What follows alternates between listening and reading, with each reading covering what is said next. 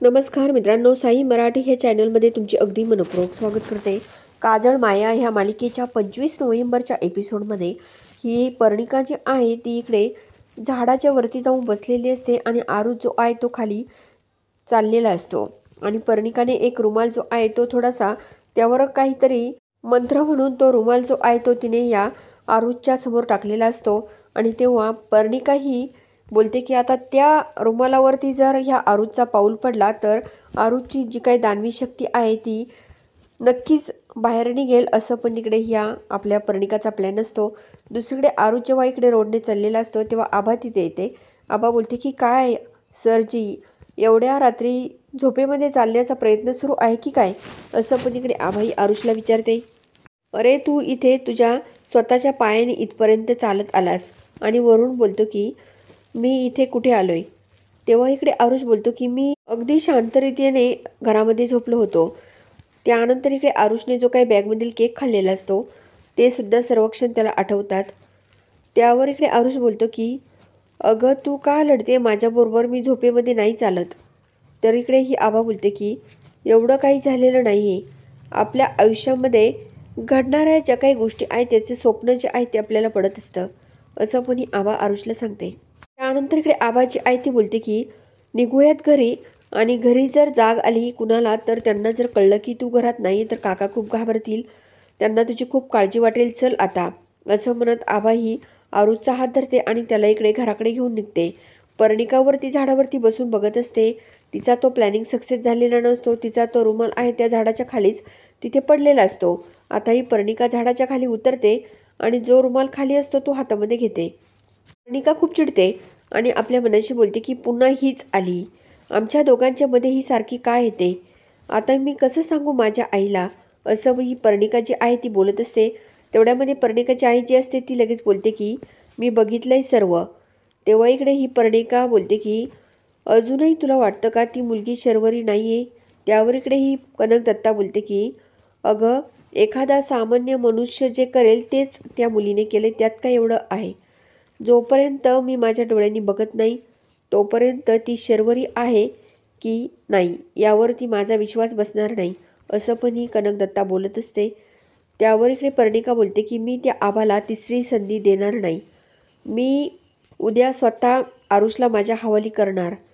रात्री अमावस्या संपायच्या आतमध्ये आरुष जो आहे तो माझा होणार, असं पण इकडे ही पर्णिका बोलत असते आणि खूप मोठमोठ्याने हसत असते.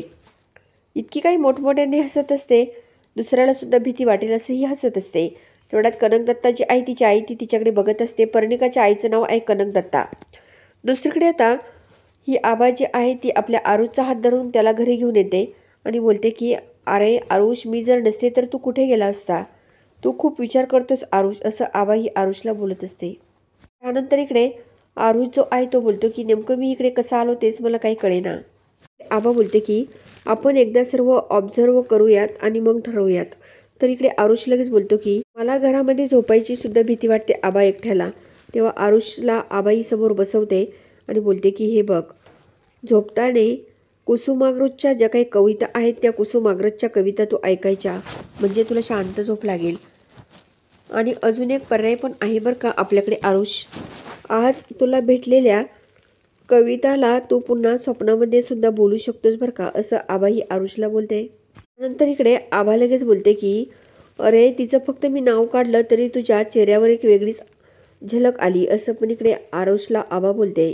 त्यानंतर आबाची आई ती आपल्या घरी झोपायला येते आणि ती आपल्या मनाशी बोलते की मी आरुषला समजावलंय परंतु मला सुद्धा भीती वाटते. नेमकं आप्पांनी मला काय सांगितलं आहे की आरुषला एकट्याला सोडू नको, असं का सांगितलं असेल बरं, असं आबाही आपल्या घरी येऊन विचार करत असते. दुसरीकडे आबाला सर्व आप्पांचं बोलणं आठवत असतं. त्यानंतर इकडे ललित जो आहे तो इकडे त्याच्या मित्राला सांगतो की मी आबाचा हात पकडलेला. आबाही आरुषला सांगते की काय त्याचा सोक्षमोक्ष मला लावावंच लागेल, असं ललित बोलत असतो. दुसरीकडे आबाची आई ती नानांना नाश्ता देत असते आणि तेवढ्यामध्ये ललित आता इकडे बाहेर येतो. आबाही बाहेर असते. तर ही आबाची आई ती खूप रागाने ललितकडे बघते. तर ललित जो आहे तो आबाला सॉरी असं बोलतो. काल जे काही घडलं ते खूप चुकीचं होतं, असं पण हा ललित जो आहे तो या आबाला बोलत असतो आणि ललित आता हात जोडतो आणि बोलतो की मी प्लीज हात जोडतो तुझ्यासमोर, मला माफ कर, असं पण हा ललित जो आहे तो आबाला बोलत असतो. त्यावर आबा बोलते की माझा विश्वास नाही आहे तुझ्यावर. तर दुसरीकडे आता हा आरुष जो आहे तो इकडे घरामध्ये आटोपत असतो. तेव्हा पूर्वी त्याला बोलते की मस्त दिसतो बरं का. तेव्हा इकडे ही आसावरी जी आहे ती समोर बसलेली असते. पूर्वी तिला भाजी निवडायला आणून देते. तेव्हा इकडे आसावरी बोलते की ताट घेऊन ये, भाजी ठेवायला जा. तर इकडे पूर्वी आता भाजी ठेवण्यासाठी ताट आणून देते. त्यामध्ये इकडे एका हॉस्पिटलचं व्हिजिटिंग कार्ड जे आहे ते हरवलंय माझं, काकू दिसलं का गं तुला, असं पण इकडे आरुषच्या काकूंना विचारतो. इकडे ह्या काकूला आठवतं की आपण ते कार्ड जे आहे ते फाडून फेकून दिलेलं आहे. तेवढ्यामध्ये पूर्वी बोलते की अरे ते ते कार्ड मी जसं बघितलं होतं बरं का, असं पूर्वी बोलत असते. काकू लगेच बोलते की अरे चुकून गेलं असेल रद्दीत ते कार्ड, असं पण काकू ही आरुषला बोलत असते. तेवढ्यामध्ये आरुषला इकडे पर्णिकाचा कॉल येतो आणि ती बोलते की आरुष सर, मी पर्णिका बोलते. आता इकडे आरुषला जेव्हा पर्णिकाचा कॉल येतो तर पर्णिकाचा कॉल येताच आरुष लगेच साईडला जातो. पूर्वी आईला बोलते की आई बघ, आरुष दादाला ते व्हिजिटिंग कार्ड हवं होतं, तू का फाडलं फेकून दिलं. दुसरीकडे आता आरुष जो आहे तो इकडे साईडला येतो आणि बोलतो की हॅलो, तू आत्ता फोन केलास मला, माझा नंबर तुझ्याकडे कसा. तेव्हा इकडे पर्णिका बोलते की सर ॲक्च्युली एक प्रॉब्लेम झाला आहे सर, मला उद्या एक पेपर सबमिट करायचा आहे आणि उद्या जर नाही सबमिट केला तर पुन्हा नव्याने सुरुवात करावी लागेल. देशपांडे सरांनी मला तुमचा नंबर दिला होता म्हणून मी तुम्हाला कॉल केला, असं पण पर्णिका जी आहे ती आरुषला बोलत असते. अहो एवढ्या कमी वेळामध्ये मी तोच रिसर्च पेपर जो आहे तो कसा अटेंड करू. तेव्हा आरुष बोलतो की आपण दिवसभर बसून तो पेपर जो आहे तो कंप्लीट करूयात, अख्खा दिवस आहे आपल्याकडे. तर इकडे पर्णिका बोलते की सर नक्की मदत करताल ना मला. तर इकडे आरुष हो असं बोलतो. त्यावर इकडे पर्णिका बोलते की सर मी इतकी काही मेहनत केली ह्या रिसर्च पेपरसाठी, तुम्हाला काय सांगू. तेव्हा आरुष बोलतो की मी लगेच निघतो तिकडे, चल ठेवतो फोन, बाय, असं म्हणत आरुष फोन ठेवतो. इकडे पर्णिका तर इतकी काही खुश होते आणि लगेच ओके सर म्हणून फोन ठेवते. आता पर्णिकाचा वेगळाच डाव असतो बरं का मित्रांनो, कारण आता इकडे पर्णिकाला आता आरुषला ताब्यात घ्यायचं असतं. अमावस्या असते ह्या दिवशी. दुसरीकडे आता हा आरुष जो आहे तो आरशासमोर उभं राहून छान प्रकारे मेकअप करत असतो आणि ही पूर्वी त्याच्याकडे बघतच असते. तर इकडे पूर्वी बोलते की दादा कुणाचा कॉल होता. तेव्हा आरुष बोलतो की अगं माझी एक विद्यार्थिनी आहे, तिला थोडंसं एका विषयावरती हेल्प हवं आहे, त्यामुळे जायचं आहे मला लवकर, असं म्हणत आरुष लगेच बॅग घेऊन इकडे पटकन कॉलेजला जायला निघतो. दुसरीकडे ललित जो आहे तो हे आबाला बोलतो की प्लीज आबा मला माफ करशील का गं. तर आबा लगेच बोलते की तू बोलूच नको माझ्याबरोबर, जा इथून, असं आबा ही ललितला बोलत असते. त्यावर ललित बोलतो की नाही नाही, तू मला जोपर्यंत माफ करणार नाही तोपर्यंत मी इथून हलणारच नाही, असं ललित बोलत असतो. इकडे आबा बोलते की ललित माझा जर आवाज वाढला ना तर जे व्हायचं ते नको व्हायला, असं पण इकडे आबा जेव्हा बोलत असते तर आरुष आटोपून आबाला आवाज देतो. ललित आणि आबा दोघे बोलत असतात. आता आरुष हे सर्व बघतो. आरुष जो आहे तो इकडे आबाच्या जवळ येत असतो आणि हा ललित जो आहे तो आरुषकडे बघत असतो. त्यानंतर हा आरुष विचारतो की काय कामं चालू आहे. तेव्हा आबा बोलते की माझे कामं चालू आहेत. तेव्हा इकडे आरुष ललितला विचारतो की काय रे, तू काय करतोयस इथे. तेव्हा ललित बोलतो की काकांच्या तब्येतीची विचारपूस करायला आलो होतो. आरुष बोलतो की चल पटकन, अगं वेळ झालाय, आपल्याला कॉलेजला जायचंय, असं पण इकडे आरुष या आबाला बोलत असतो. आबा ही आरुषला बोलते की अरे आज काय एवढा लवकर रेडी झालाय. तेव्हा इकडे आरुष बोलतो की अगं पर्णिकाचा कॉल आला होता, तिने मला लवकर अर्जंटली भेटायला बोलावले. तर आबा बोलते की अच्छा, कॉल आला होता वाटतं त्यामुळेच लवकर आलं आहे वाटतं, असं पण आबाही आरुषला बोलते. इकडे आरुष बोलतो की तू जर नाही आली तर मी जाईल बरं का तुला सोडून. तर इकडे आबा बोलते की तू मला सोडून जाणार का. अरे आरुष तू खूप बदलला आहे बरं का, असं आबाही आरुषला बोलते. आरुष आणि आबा दोघे आता गाणं म्हणत असतात. इकडे आबा जी आहे ती घरात आटोपायला जाते. आता पुन्हा आरुष हा कविता गायला सुरुवात करतो. इकडे पर्णिका जी आहे ती लायब्ररीमध्ये आरुषची वाट बघत असते. ती बोलते की अरे आरुष, मला माहीत आहे तू एकटा येणार नाही आहे, तिच्यासोबत येणार आहे. तेवढ्यामध्ये पर्णिका ही आरुषला बोलते की गुड मॉर्निंग सर, मी तुमची वाटच बघत होते, असं पण इकडे पर्णिका ही या आपल्या आरुषला बोलते.